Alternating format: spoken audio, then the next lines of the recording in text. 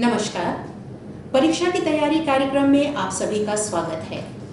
आज का हमारा विषय है ज्योग्राफी यानी भूगोल, और इसी विषय पर एग्जाम से रिलेटेड टिप्स एंड आइडियाज के साथ हमारे बीच उपस्थित है शिक्षा विभाग में कार्यरत post graduate teachers geography Shri D P. Chaurasia एवं श्री बी. गुनैया। आप दोनों का ही हमारे कार्यक्रम में स्वागत है। जब हम बात ज्योग्राफी की करते हैं तो ये जो सब्जेक्ट है काफ़ी वास्ट होता है, और जहाँ जहाँ पर बच्चों ने इसे आर्ट स्ट्रीम को अपनाया है वहाँ पर इसे एक कंपलसरी सब्जेक्ट की मान्यता प्राप्त है। चौरसिया सर, मैं आपसे जानना चाहूँगी, क्या कारण है कि इसे एक कंपलसरी सब्जेक्ट की मान्यता प्राप्त है?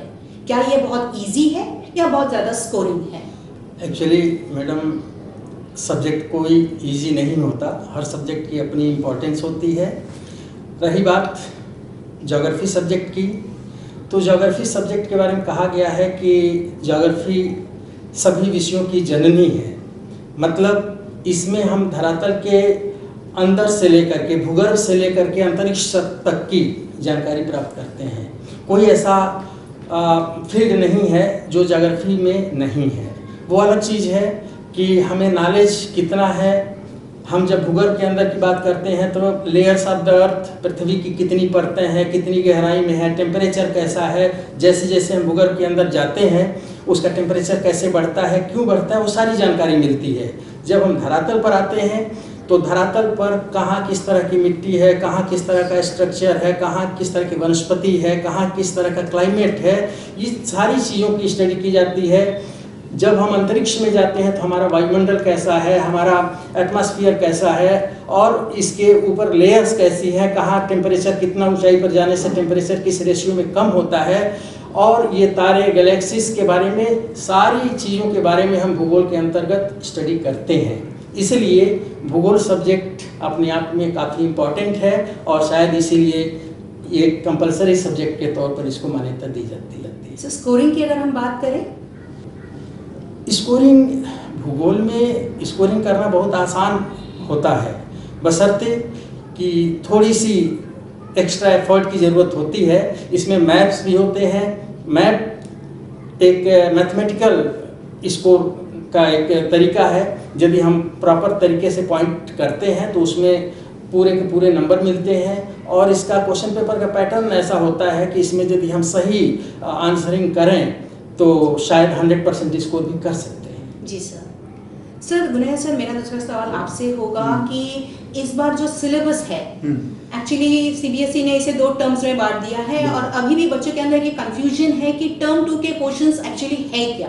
तो आप हमें टर्म 2 के क्वेश्चंस के बारे में बताइए और वेटेज ऑफ मार्क्स के बारे में बताइए। यस।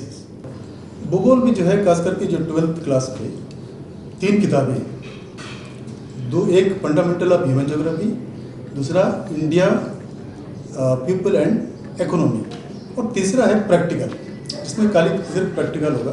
इस तरह से 3 किताबें हैं, और तीनों की मान्यता एनसीईआरटी बुक्स में होगा।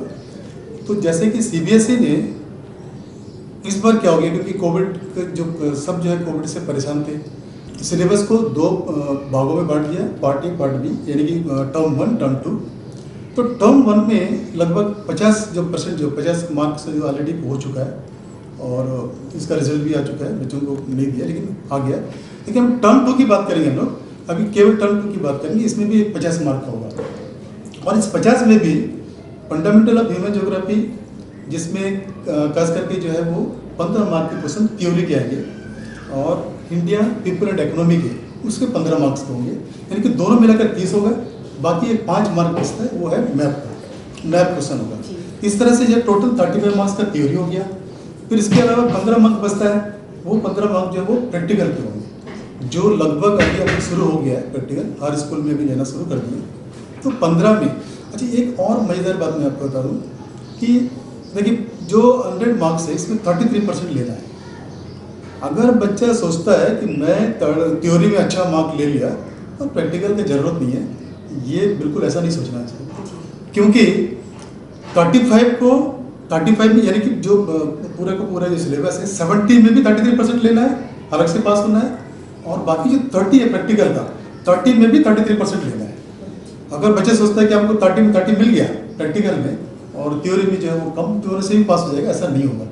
दोनों में अलग अलग तरीके से पास होना है और ये कंपलसरी है। अगर मान लीजिए प्रैक्टिकल फेल है या फिर थ्योरी में फेल है तो रिजल्ट फेल ही माना जाएगा। इसलिए बच्चों को जो है ये बात पर बड़ा ध्यान देना है। चलिए मैं सिलेबस का थोड़ा सा अंश जो है वो जल्द से मैं बता दूंगा। जो फंडामेंटल ऑफ ज्योग्राफी है, ह्यूमन ज्योग्राफी, इसमें 2 यूनिट है, एक यूनिट 3, यूनिट 4। यूनिट 3 में 2 मेन जो लेसन्स है वो है जो ह्यूमन एक्टिविटीज़ यानी कि मानव क्रियाकलाप है। मानव क्रियाकलाप का एक जो लेसन है वो पहले पार्ट में आ गया है यानी कि टर्म 1 में।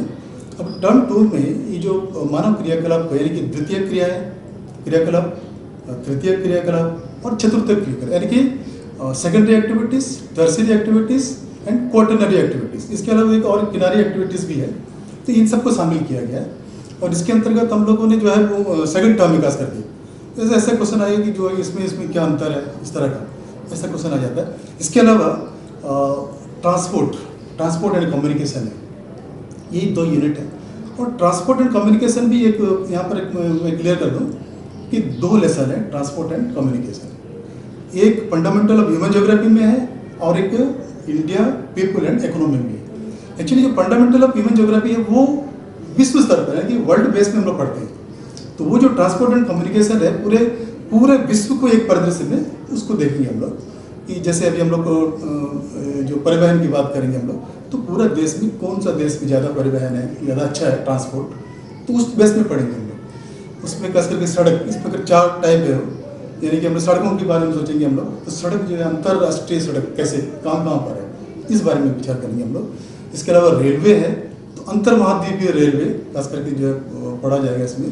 जैसे अभी जो रूस का सबसे जो लंबा रेल मार्ग है उसके बारे में यहाँ पर हम पढ़ेंगे, साइबेरियन, ट्रांस साइबेरियन रेलवे, इस तरह जो प्रमुख है इसके बारे में पढ़ेंगे हम लोग। इसके अलावा जो है वो लैंड के अंतर्गत हो गया सड़क और ये हो गया रेलवे। दूसरा हो गया जलयान भी 2 तरह का, एक सागर से जुड़ा हुआ और दूसरा है वो अंतर्जलीय मार्ग यानी कि जो नदियाँ हैं उसमें जो होता है, इसके बारे में हम लोग इसमें पढ़ेंगे हम लोग। तो ये हो गया 2 यूनिट, वो है फंडामेंटल ऑफ ह्यूमन ज्योग्राफी। एक और बचता है वो भारत का India and people and economy. इसमें जो है 3, 4 एंड 5 जो यूनिट है इसमें दिया गया है सेकंड टर्म के लिए। और इसमें खास करके ये जो तीनों हैं वो भारतीय परिदृश्य में देखा जाएगा, क्योंकि वो जो हम बोले ना कि ट्रांसपोर्ट वाला, तो ट्रांसपोर्ट वाला इसमें भी एक लेसन है, सेम लेसन है। बच्चा कंफ्यूज यहाँ पर होता है कि भाई ये ट्रांसपोर्ट वाला लेसन में पढ़ लिया तो और दूसरा जरूरत नहीं है, लेकिन ऐसा नहीं है। ये भारत के परिप्रेक्ष्य में इसमें क्वेश्चन पूछेंगे कि भाई भारत में जो ट्रांसपोर्ट है, परिवहन है, वो कैसा है, तो और कहाँ पर और क्या क्या है। खास करके इसमें जो है सड़क परिवहन की बात करेंगे हम लोग और एक रेलवे की बात करेंगे हम लोग। इसके अलावा एक स्वर्णिम चतुर्भुज है जो चारों महानगरों को जोड़ता है, ये बहुत इंपॉर्टेंट है, इसमें क्वेश्चन आता है हमेशा।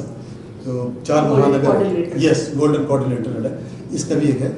और एक है वो ईस्ट एंड वेस्ट टर्मिनल और नॉर्थ एंड साउथ टर्मिनल, इसको भी देखा जाता है। खास करके मानचित्र के लिए कोई टर्म वो एक लिखने को बांधने को आ जाता है। तो इस तरह ये हो गया।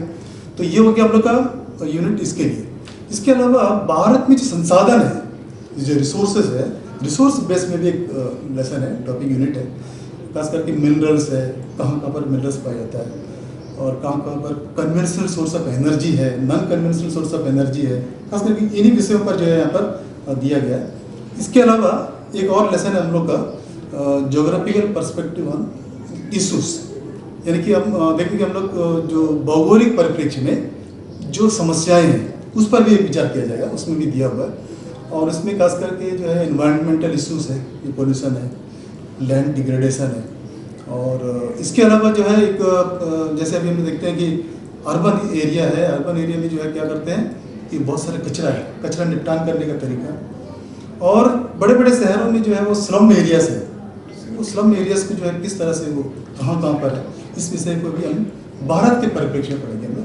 तो ये टोटल जो एक सिलेबस है, ये पूरा का पूरा एक सिलेबस है और इस पर जो बच्चों को ध्यान लगाना। इसके अलावा मैप के बात मैं बता दूँ, मैप का इम्पोर्टेंट है क्योंकि सेकंड टर्म में जैसे हम लोगों को जो सैंपल पेपर दिया गया है सीबीएसई का, उसके हिसाब से केवल भारत का ही मानचित्र आएगा अभी ये टर्म 2 में, और यही दोनों पर बेस रहेगा, मिनरल्स और इसके बाद जो ज्योग्राफिकल पर्सपेक्टिव तो नहीं रहेगा, लेकिन ट्रांसपोर्ट ये दोनों लेसन के ऊपर बेस पर जो है वो पूरा क्वेश्चन पूछा जाएगा।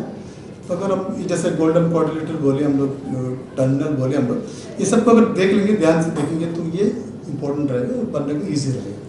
और मैं आगे मैं बोलूँगा मैप के बारे में भी। तो अगर मैप का तैयारी करना है तो एक जहाँ आप सोते हैं वहाँ पर कुछ क्योंकि क्लियरली सिलेबस में दिया हुआ है, आप उनको पूरा का पूरा मैप में उतारेंगे, एक जगह लगा देंगे।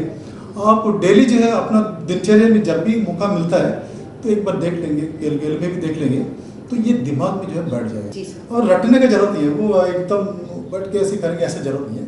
अगर डेली अगर प्रैक्टिस, यस, तो बोलते हैं ना करत करत अभ्यास के जड़ मत होत सुजान। तो ये जो असर उसका होगा। सर, जो मैप का आपने बताया है, ये क्या इंडिया को कम्प्लीटली मतलब फोकस करेगा या वर्ल्ड मैप से भी कोई क्वेश्चंस आ सकते हैं? नहीं, अभी जो सैंपल पेपर जो निकला है ना, तो उसके आधार पर हम देखेंगे तो सिर्फ भारत का ही मैप आएगा जी। और ये 2 लेसन 2 यूनिट है, ये 2 यूनिट पर ही आधारित रहेगा पूरा का पूरा। इसमें जैसे सर बताए थे कि 6 दिया जाएगा, यानी कि 6 पॉइंट है, आपको भरना है, लेबल करना है। तो वो 6 में से सिर्फ 5 आपको अटेंड करना है, एक ऑप्शन रहेगा। ठीक है, अगर 5 अटेंड करेंगे तो सर बोले तरह मैथ्स का तरह पॉइंट है, 5 के 5 आपको मिल जाएंगे अगर सही हो गया तो। बहुत स्कोरिंग भी है। बिल्कुल यही है, स्कोरिंग का एक अच्छा जरिया है। और इसके अलावा अगर हम स्कोरिंग की बात करेंगे तो जो सारा सब्जेक्ट मैटर ना फिर जीवन मूल्यों से संबंधित है। हर एक इससे जब घर से बच्चा बाहर निकलता है तो किस किस से वो जुड़ता है, तो यानी कि पूरा एनवायरनमेंट में उसी पर आधारित है भूगोल। आप अगर लेसन को उठा के देखेंगे ना, बिल्कुल सिंपल, बिल्कुल हम लोग से जुड़ा हुआ है, तो बच्चा जो है इसमें कंफ्यूज होने की कोई जरूरत नहीं। तो इसका मतलब बच्चे अगर इस सब्जेक्ट को अंडरस्टैंडिंग से पढ़े या अपने आप को जोड़कर किसी चीजों के साथ जोड़कर अगर पढ़े तो उनके लिए अच्छे अंक लाना कोई मुश्किल की बात नहीं है। बिल्कुल कोई मुश्किल की बात नहीं है। लेकिन अभी समस्या जो है ना कुछ और आ रहा है। जब हम जैसे हम लोग एग्जाम लेते हैं, कुछ इवेल्युएशन में देखते हैं, तो बच्चे क्या करते हैं, तो प्रश्न लिखते हैं फिर वो जगह छोड़ देते हैं। बिल्कुल ऐसा कदापि ना करें, ऐसा करना तो गलत है ना। तो कोई टीचर तो लिख के देगा नहीं। आपको जो प्रश्न है, अगर प्रश्न समझ जाएंगे तो आपको जो समझ में आता है वो लिखिए। सोशल साइंस का मतलब यही है, सामाजिक अध्ययन या भूगोल का, कि इस प्रश्न में जो भी आप समझे हैं उसको समझ में आपको क्या समझ में आया वो लिखिए। आप दूर तो नहीं जाएंगे, उसके इर्द गिर्द रहेंगे। आप मत सोचिए कि गलत होगा, ऐसा बिल्कुल सोचना नहीं है। आपको सोचना कि हाँ मेरा आंसर सही है। ये होता है इवेल्यूएशन। हम इवेल्यूएशन में बैठे रहते हैं, देखते हैं कि बच्चा जो कुछ लिखा नहीं, खाली छोड़ दिया, तो यानी कि इसका मतलब क्वेश्चन समझ में नहीं आया उसको। ऐसा नहीं होना है, बिल्कुल पढ़िए आप जो आपको समझ में आता है। क्योंकि यहाँ पर 2 में दिया गया मैडम, एक हिंदी और एक इंग्लिश, दोनों वर्जन में है। जो बच्चा इंग्लिश होता है उसको हिंदी पढ़ना बहुत जरूरी है, तब वो पूरा समझ में आएगा। जो बच्चे हिंदी के कभी कभी इंग्लिश पढ़ेंगे तो उसको भी समझ में आ जाएगा। बहुत अच्छी बात आपने बताई हम लोगों को। सो अब मेरा दूसरा प्रश्न चौरस से सर आपके लिए होगा कि क्वेश्चन पेपर डिजाइनिंग किस प्रकार से होगा, किस प्रकार के क्वेश्चंस आएंगे, क्या उसे सेक्शंस में बांट दिया जाएगा, तो उसके बारे में बच्चों को बताइए। मैडम, टर्म 2 का जो एग्ज़ाम है उसका क्वेश्चन पेपर पैटर्न इस प्रकार से होगा कि पूरा क्वेश्चन पेपर 5 खंडों में डिवाइड होगा, 5 सेक्शंस होंगे। सेक्शन ए जिसमें very short answer type questions होगा, जिसका उत्तर वैसे उसमें लिमिट दिया नहीं रहेगा, लेकिन हमारे समझ से यदि उसका आंसर 30 to 50 वर्ड्स में दिया जाए तो ज़्यादा अच्छा रहेगा। इसमें 3 क्वेश्चन होंगे, हर क्वेश्चन 2-2 मार्क का होगा और एक चॉइस होगा। किसी एक क्वेश्चन में चॉइस होगा कि हम आइदर ये करें या वो करें, लेकिन ये टोटल क्वेश्चन 6 मार्क्स के होंगे। और सेक्शन बी जो सोर्स बेस्ड क्वेश्चन होगा, जिसमें एक कोई भी पैसेज पैराग्राफ दिया रहेगा, उसी को बेस करके नीचे क्वेश्चन पूछे जाएंगे, जिसमें वो क्वेश्चन नंबर 4 होगा, 4.1, 4.2, 4.3। इसमें कोई ऑप्शन नहीं होगा, कोई चॉइस नहीं होगा। ये तीनों क्वेश्चन के आंसर देने होंगे और तीनों क्वेश्चन का आंसर वेरी सिंपल है। उस पैसेज को आप 1 बार 2 बार 3 बार पढ़िए और उसी पैसेज से ही आपको इसका आंसर मिल जाएगा। और ये तीनों क्वेश्चन 1-1 नंबर के होंगे। यदि 1 नंबर का क्वेश्चन आप कर रहे हैं तो हार्डली 30 वर्ड्स में आंसर देना चाहिए। और सेक्शन सी जो शॉर्ट आंसर टाइप क्वेश्चन होगा, इसमें 3 क्वेश्चन होंगे। एक्चुअली 2 क्वेश्चन करना है, एक ऑप्शन में होगा, 3-3 नंबर के क्वेश्चन होंगे और इसका आंसर आपको 80 वर्ड्स में करने से ज़्यादा अच्छा है। सेक्शन डी जो लॉन्ग आंसर टाइप क्वेश्चन होंगे, 3 क्वेश्चन होगा, 1 चॉइस होगा और ये 5-5 नंबर के क्वेश्चन होंगे। लॉन्ग आंसर टाइप क्वेश्चन है, 5 नंबर का क्वेश्चन है, इसलिए हमारी समझ से इसका आंसर 150 वर्ड्स में देने से ज़्यादा अच्छा है।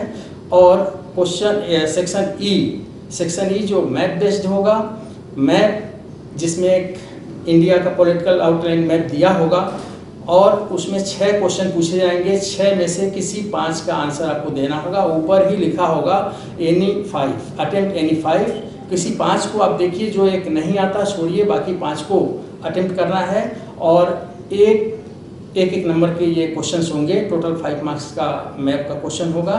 ये टोटल जो 5 सेक्शन में डिवाइड है क्वेश्चन पेपर, 2 आवर्स ड्यूरेशन है और 35 मार्क्स का है। 35 मार्क्स में 30 मार्क्स का थ्योरी है, 5 मार्क्स प्रैक्टिकल के हैं। यदि आप वर्ड लिमिट को ध्यान में रखेंगे तो हम देखते हैं कि 2 आवर्स सफिशिएंट है, आप सारे क्वेश्चन का आंसर दे सकते हैं। यदि कभी कभी ऐसा होता है कि बच्चे को कोई क्वेश्चन याद है, अच्छी तरीके से समझ में आ रहा है, लेकिन वो 3 मार्क्स का है और उसको लिखते लिखते वो 150 वर्ड्स 200 वर्ड्स लिख जाता है, क्योंकि वो बहुत अच्छी तरीके से याद है। तो उसमें क्या होता है, दूसरे क्वेश्चन के ऊपर जो टाइम देने की ज़रूरत थी वो वहाँ कंज्यूम हो जाता है और वो दूसरा क्वेश्चन छूट जाता है। किसी क्वेश्चन को चाहे कितनी भी अच्छी तरीके से लिखिए, उसके मार्क्स जो मैक्सिमम मार्क्स है उससे ज़्यादा आप स्कोर नहीं कर सकते। लेकिन यदि एक क्वेश्चन को आप छोड़ देते हैं तो उसका मार्क्स बिल्कुल आपको नहीं मिलेगा। इसलिए मैं चाहूँगा कि वर्ड लिमिट को विशेष रूप से ध्यान रखा जाए कि जो 1 नंबर का क्वेश्चन है उसको 30 वर्ड्स तक लिमिट रखा जाए, जो 2 नंबर का क्वेश्चन है उसको 50 वर्ड्स, जो 3 नंबर के क्वेश्चन है उसको 80 वर्ड्स और जो 5 नंबर के क्वेश्चन है उसको 150 वर्ड्स तक सीमित रखने से आपके सारे क्वेश्चन 2 आवर्स में कंप्लीट हो जाएंगे। बहुत अच्छी बात आपने बताई। बच्चों, आपको वर्ड लिमिट को पर्टिकुलरली फॉलो करना है अगर आपको अपने पेपर्स टाइम में कंप्लीट करना है। सर, जहाँ आपने सोर्स बेस्ड क्वेश्चन के बारे में बात किया, इसकी डिफिकल्टी लेवल क्या होगी? Actually madam, source based question जो होता है वो एक्चुअली चैप्टर जो एनसीईआरटी की हमारी बुक्स है उस चैप्टर के बीच में देखेंगे कुछ बॉक्स में जो मेन चीज़ें होती है वो लिखी रहती हैं, या तो उससे होगा या केस स्टडी से रिलेटेड कहीं एक पैराग्राफ लिया जाएगा। हमारे चैप्टर्स में ढेर सारे केस स्टडीज़ हैं, उसी से लिया जाएगा। ऐसी केस में हमको या तो जो हमारी बुक्स है एनसीईआरटी की उसको थोड़ा सा देख लें, उस पर एक बार स्टडी कर लें जो बॉक्स में लिखा हुआ चीज़ है, या केस स्टडी को 1-2 बार स्टडी कर लेने से वो आसान हो जाता है। अदरवाइज़ उसमें कुछ भी घबराने की ज़रूरत नहीं है। ये पैराग्राफ कहीं से भी आएगा तो वो आपके चैप्टर से ही होगा, आपके सब्जेक्ट से ही रिलेटेड होगा। उस पैराग्राफ को 1 बार 2 बार आप ढंग से रीडिंग कर लेंगे तो नीचे लिखे गए क्वेश्चन का आंसर बहुत ईजी तरीके से उसमें आप सेलेक्ट कर सकते हैं, उसमें से आप लिख सकते हैं। जरूरी नहीं है कि जो उसमें सेंटेंस लिखा गया है उसी सेंटेंस में हम आंसर दें। हम पैराग्राफ की समरी समझ करके क्वेश्चन को अपने ओन वर्ड्स में रिप्लाई कर सकते हैं। गुनहर सर, जो आपका पहला बुक है फंडामेंटल्स ऑफ ह्यूमन ज्योग्राफी, इसके कोई ऐसे कोर कंटेंट्स है या कोर टॉपिक्स है जिसमें बच्चों को ज़्यादा फोकस करना चाहिए? जैसे अभी मैं बताया था आपको कि इसमें ट्रांसपोर्ट है, इसमें देखिए 9 नंबर का क्वेश्चन आता है जी। ये फर्स्ट जो पहले सर जैसे ह्यूमन एक्टिविटीज़, ह्यूमन एक्टिविटीज़ में 9 नंबर का क्वेश्चन आता है। यानी कि 9 नंबर स्कोर करने के लिए बहुत थोड़ा सा ज़्यादा पढ़ना पड़ेगा।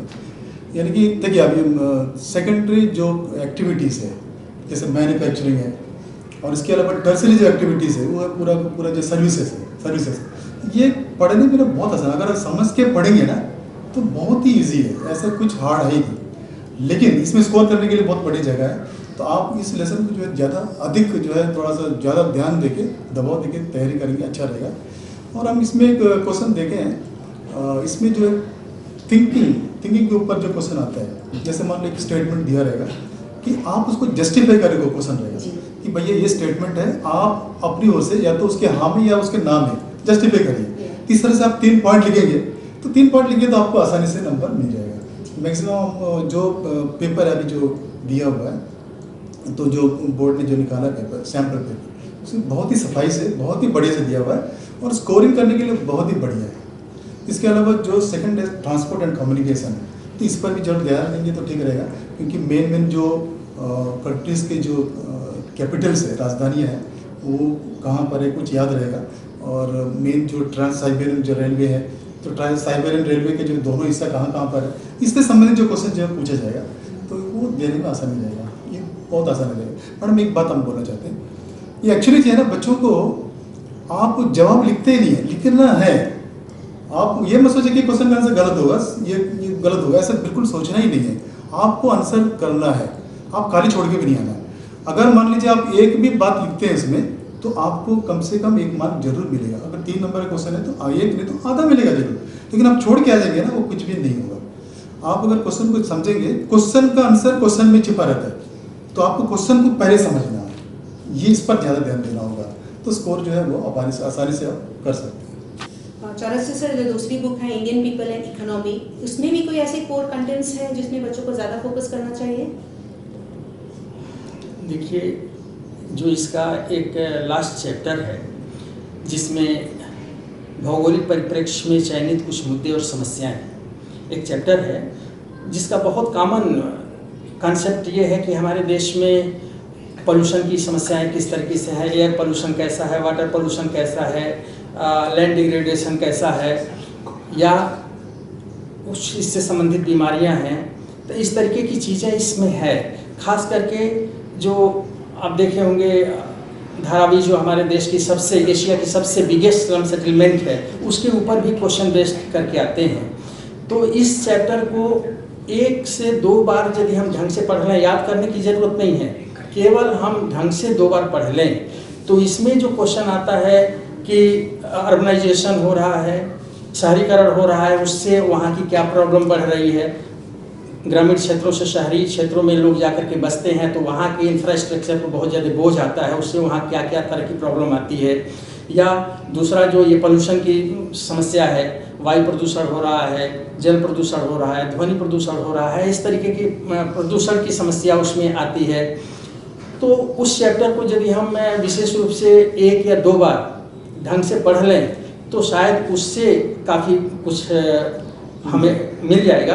प्लस ट्रांसपोर्ट कम्युनिकेशन, जिसमें सर पहले भी चर्चा किए कि गोल्डन क्वाड्रिलेटरल है, north south east west corridors बनाए गए हैं, या हमारे देश में जो नेटवर्क है सड़कों का, रेल मार्गों का, वो किस तरीके का है।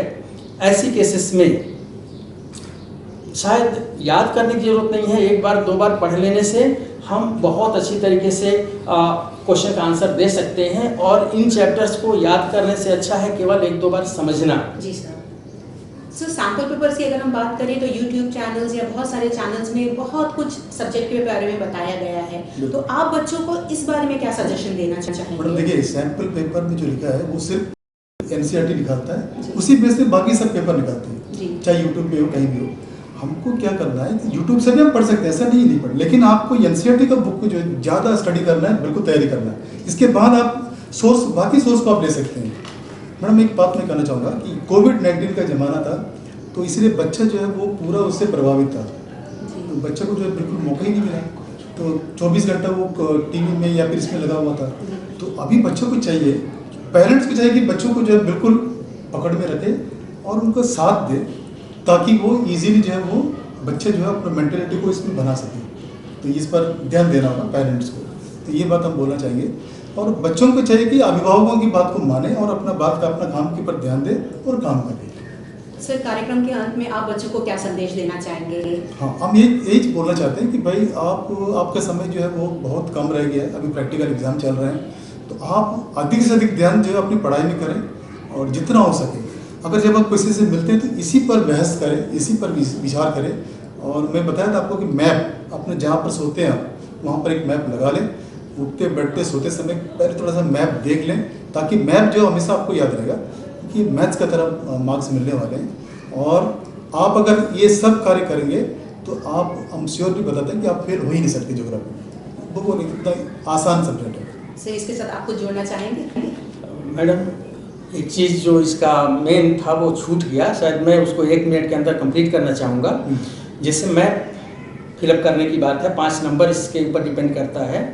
तो मैथ में बच्चे जनरली क्या करते हैं, बिना सोचे समझे कोई भी जगह पॉइंट कर देते हैं, उसका उनको कुछ क्लियर कट पता नहीं रहता कैसे इसको फिलअप करना है। एक्चुअली आजकल क्वेश्चन में मैप का क्वेश्चन आता है, वो सपोज आया oil refinery located in Uttar Pradesh. तो ऑयल रिफाइनरी जो उत्तर प्रदेश में लोकेटेड है, तो उसमें पूछने का उसका पर्पस 2 है। एक तो कौन है, suppose correct answer is Mathura. तो मथुरा आपको पता होना है कि उत्तर प्रदेश की तेल शोधनशाला मथुरा है, और मथुरा कहाँ पर है वहाँ उसको लोकेट करना प्रॉपर प्लेस पर। तो लोकेट भी करना है और वहाँ पर मथुरा उसका नाम लिखना भी है। केवल हम वो करके ऑयल रिफाइनरी लिख दिया तो नहीं होगा।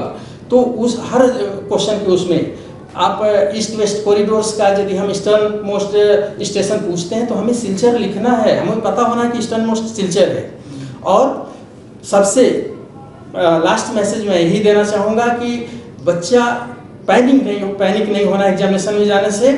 केवल वो शांति से जाए, क्वेश्चन पेपर को पढ़े, क्वेश्चन को समझे और अपना आंसर लिखे, सारा क्वेश्चन आसान रहेगा। Thank you. बच्चों, हमें आशा है कि अगर आप इन एक्सपर्ट्स द्वारा दिए गए सुझावों को अमल में लाएंगे तो सफलता आपकी कदम जरूर चूमेगी। इसी आशा के साथ हम आपसे विदा लेते हैं। धन्यवाद।